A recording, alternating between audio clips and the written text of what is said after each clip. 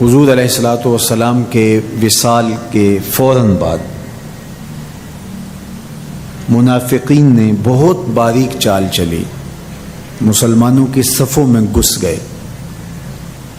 بظاہر لبادے ان کے مسلمانوں والے تھے، تو انہوں نے مسلمانوں سے کہنا شروع کر دیا، لو جی کہانی ختم ہو گئی، ساری رونقیں حضور کے دم سے تھیں، نمازیں تھیں، روزے تھے، لوگ اپنے اموال کی زکوٰۃ دیا کرتے تھے، حج کا اجتماع تھا، یہ سب کچھ ختم ہو جائے گا۔ اب کون مال خرچ کرے گا؟ کس نے جان راہ خدا میں قربان کرنی ہے؟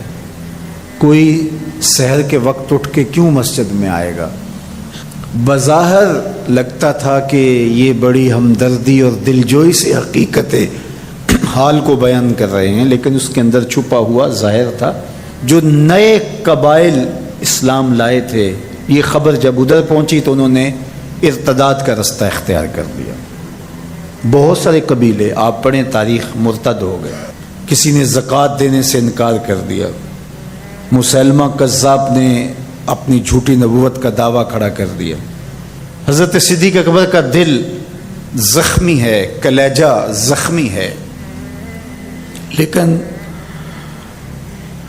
اب اس صورتحال کا جب آپ نے مشاہدہ کیا تو آپ آگے بڑھے اور ایک اونچے ٹیلے پہ کھڑے ہوئے لوگوں کو اشارہ کیا۔ لوگوں نے جناب ابو بکر رضی اللہ تعالیٰ عنہ کو دیکھا تو ادھر لپک کے آ گئے، تو حضرت ابو بکر صدیق رضی اللہ تعالیٰ عنہ نے مختصر خطاب کرتے ہوئے آپ نے کہا، لوگوں مجھے ایک بات بتاؤ، تم اللہ کی عبادت کرتے تھے کہ رسول اللہ کی عبادت کرتے تھے؟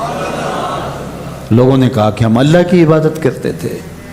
تو کہا کہ اگر تو تم رسول اللہ کی عبادت کرتے تھے تو حضور وصال کر گئے، اور اگر تم اللہ کی عبادت کرتے تھے تو وہ آج بھی حی ہے، لا یموت ہے، اسے موت ہے ہی نہیں۔ پھر کہا، جس دین کے لیے میرے اور آپ کے آقا و مولا نے اپنی ساری زندگی لگا دی، کیا حضور کے وصال کر جانے کے بعد تم اس دین کو چھوڑ دو گے؟ تو لوگوں نے کہا، کیوں چھوڑیں گے؟ تو کہا، پھر اٹھو اور دین کا جھنڈا لے کے پوری دنیا پہ چھا جاؤ۔ تو آپ نے لوگوں کو سنبھالا۔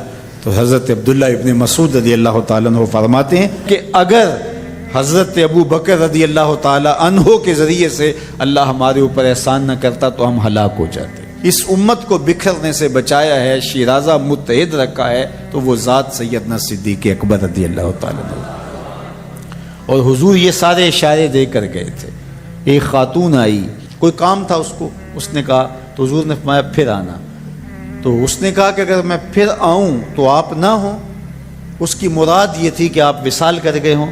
تو آقا کریم علیہ السلام نے فرمایا، اگر میں نہ ہوا ابو بکر تو ہوں گے، میں نہ ہوا تو ابو بکر کے پاس آ جانا۔ اللہ اکبر۔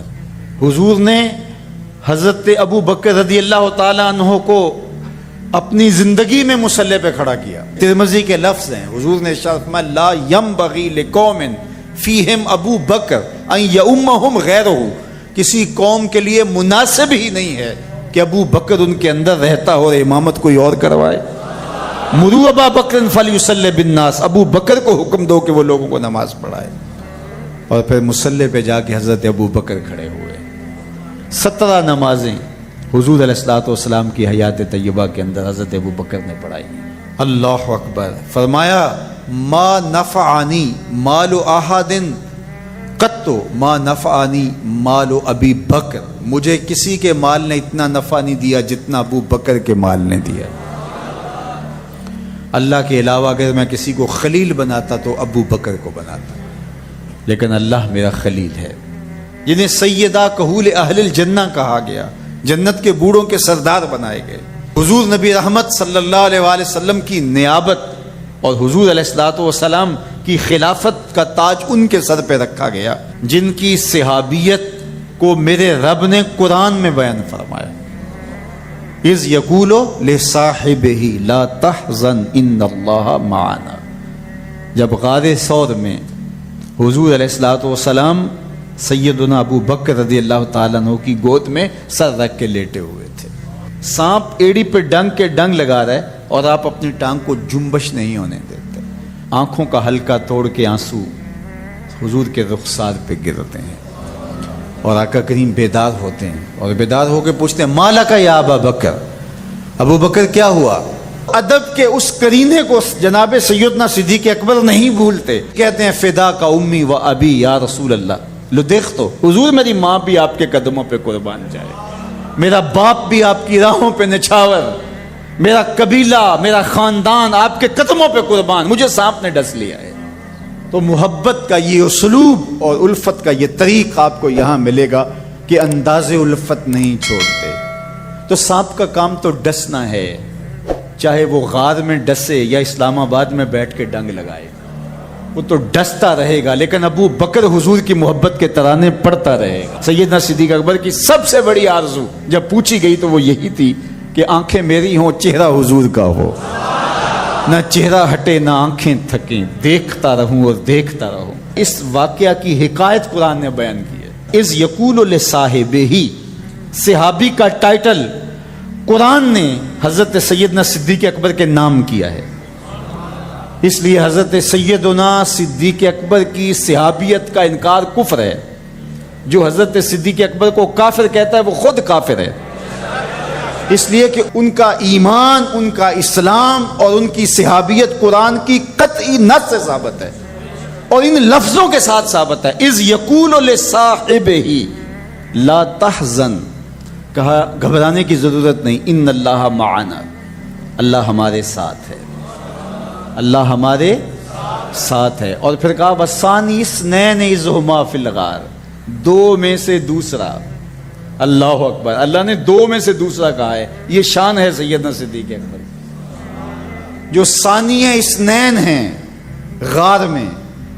اللہ اکبر، یار کہتے ہیں حضور کا سایہ نہیں تھا، لیکن جناب ابو بکر سائے کی طرح حضور کے ساتھ تھے، قبر کے بھی ساتھی، بدر کے بھی ساتھی، سفر کے بھی ساتھی، حضر کے بھی ساتھی۔ تو حضرت صدیق اکبر رضی اللہ تعالیٰ عنہ کی صحابیت قطعی نص سے ثابت ہے، اور سیدنا صدیق اکبر رضی اللہ تعالیٰ عنہ حضور علیہ الصلوۃ والسلام کے خسر ہیں۔ حضرت سیدنا صدیق اکبر رضی اللہ تعالیٰ عنہ کا دایاں ہاتھ حضور نے اپنے ہاتھ میں پکڑا ہے، اور بایاں حضرت عمر کا ہاتھ پکڑا ہے، اور حضور ایسے مسجد نبی سے باہر نکل رہے ہیں، اور کوئی شخص داخل ہوا تو فرمایا قیامت کے دن ہم ایسے ہی اٹھائے جائیں گے، دائیں ہاتھ میں ابو بکر کا ہاتھ ہوگا، بائیں ہاتھ میں عمر کا ہاتھ ہوگا۔ اللہ اکبر، یہ ہیں حضرت ابو بکر رضی اللہ تعالیٰ۔ جو بدبخت سیدنا صدیق اکبر رضی اللہ تعالیٰ عنہ کے ایمان پہ شک بھی کرے وہ مومن نہیں رہتا۔ یہ وقت بھی آنا تھا ہمارے اوپر کہ پاکستان کے دارالحکومت میں کھڑے ہو کر کے سیدنا صدیق اکبر رضی اللہ تعالیٰ عنہ کے بارے میں ایسے نازیبہ کلمات کہے جانے تھے، استغفر اللہ، العیاذ باللہ۔ حضور علیہ الصلوۃ والسلام نے ارشاد فرمایا اذا رأیتم الذین یسبون صحابی فقولوا لعنۃ اللہ علی شرکم۔ عبداللہ ابن عمر سے روایت ہے، حضور نے فرمایا اگر تم کچھ لوگوں کو دیکھو کہ میرے اصحاب کو گالی دیتے ہیں اور تم کہو تمہاری شر پہ اللہ کی لعنت ہو، یہ حضور نے حکم دیا ہے کہ یہ اس کے جواب میں کہو۔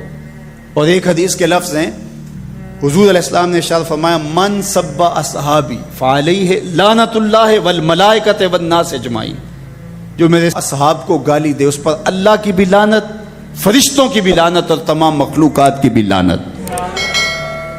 تو یہ ملعون جو حضرت سیدنا صدیق اکبر اور دیگر اصحاب کو بھونکتے ہیں اور ان کے بارے میں نازیبہ کلمات کہتے ہیں، ان کی شر سے اس ملک کو پاک کرنا چاہیے۔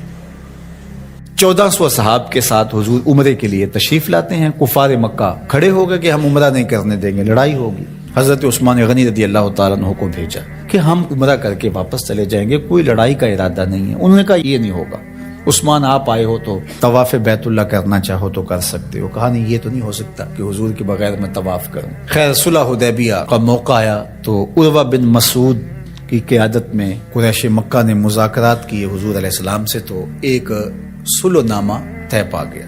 اس کی شرائط میں سے ایک شرط یہ تھی کہ مکے سے اگر کوئی شخص بھاگ کر کے مدینہ المنورہ جائے تو اہل مدینہ اس کو پناہ نہیں دے سکیں گے، وہ ہمارا بگوڑا شخص ہوگا تو اس کو پناہ نہیں دے سکیں گے۔ اور اگر کوئی شخص مدینہ المنورہ سے مکہ واپس آنا چاہے تو اہل مکہ اس کو پناہ دینے کے مجاز ہوں گے۔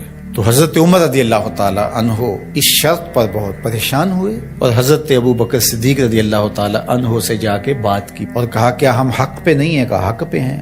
حضور اللہ کے سچے رسول نہیں ہیں؟ کہا حضور اللہ کے سچے رسول ہیں۔ تو کہا 1400 کی تعداد معقول ہے، پھر ہم دب کے صلح کیوں کریں؟ صلح کی شرائط برابر کی ہونی چاہیے۔